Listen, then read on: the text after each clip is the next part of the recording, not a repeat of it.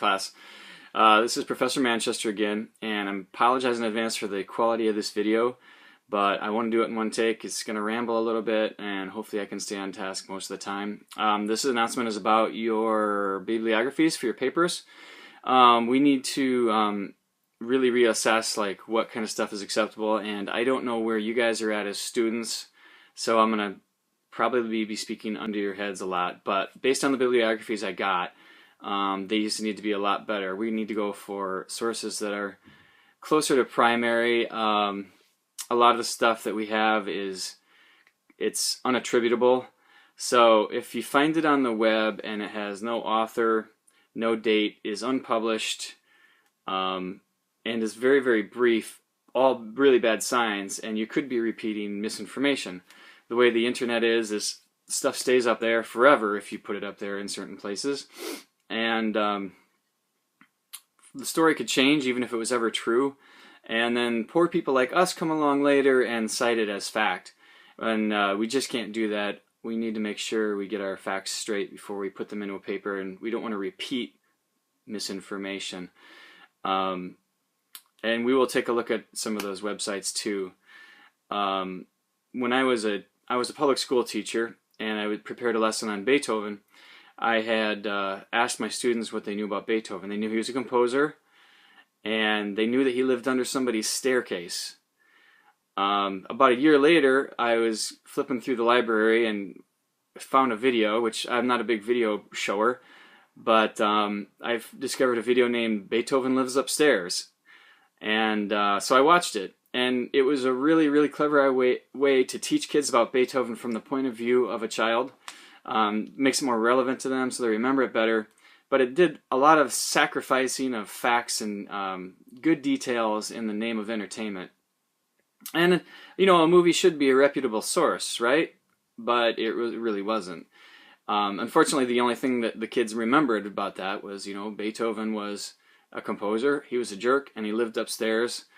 Some of them said under the stairs, so not even that got through. But so you need to vet your sources really well. And some of these websites are okay, but they're the ones who vet their sources, and we're going to talk about that in a second. Is there anything else I wanted to say about that? All right, I think I'm going to take a break, and then I'm going to flip the camera over and look at the screen with it. Okay, Beethoven lives upstairs. Okay. So let's get started here. There are stuff that, take a look at this, Encyclopedia Britannica. This is kind of borderline. It's kind of like, would you really ever use an encyclopedia article, entry in your paper? And even if you considered it to be the same provenance as a real encyclopedia, and I guess you would, but you can't go very deep in with something like this, can you? That was it. We just saw the whole thing. So I want you to take that into consideration. Some other stuff that I saw. IPL2, it says information you can trust. I don't know anything about this. So how they vet their information is beyond me. It looks like they ask people to volunteer and into confirming information and adding new learning and stuff like that. Well, that's kind of borderline, and you better have some good sources if you got something on your paper from here. Now you want to try to find reputable journals, stuff that is in print, stuff that, they're not going to publish it unless they approve of you first. Like an author, to get published, they have to do some actual work. We don't want to end up accidentally putting someone's high school about the composer project on our paper.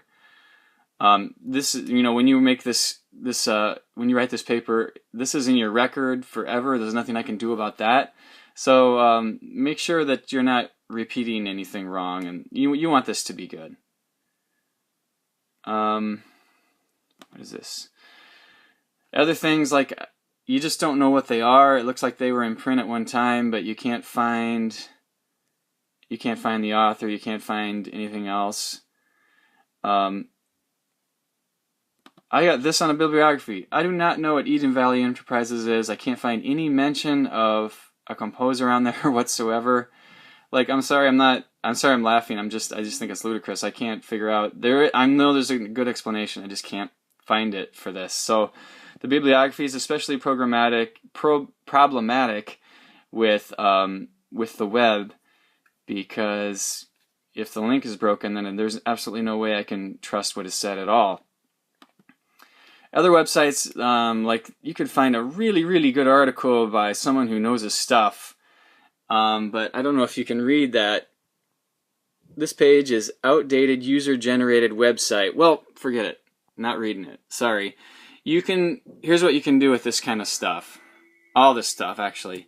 Find something that you really want in your paper that makes your point, whatever your point is, and then search for that. Go try to find a real source for that.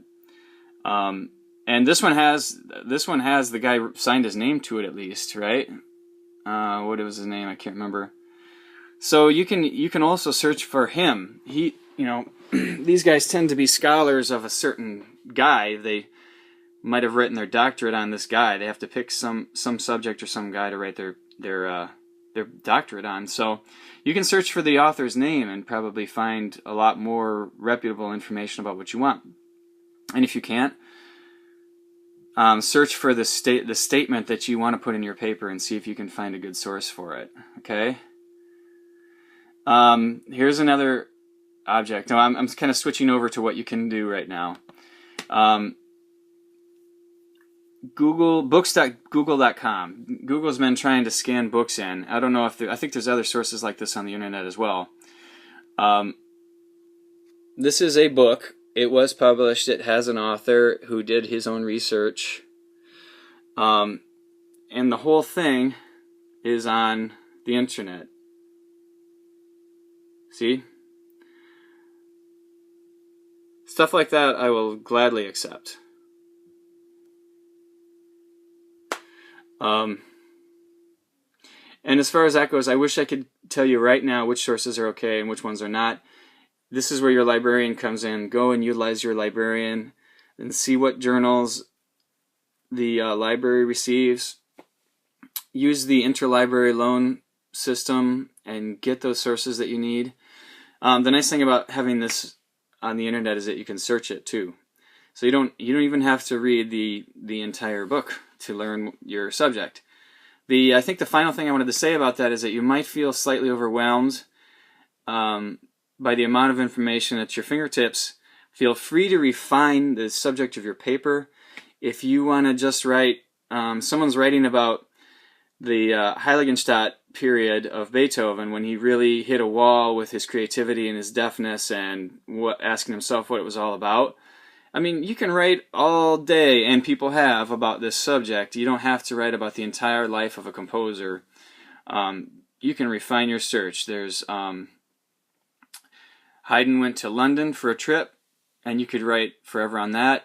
Mozart felt like he had to make it in Vienna, but it was always a failure to him.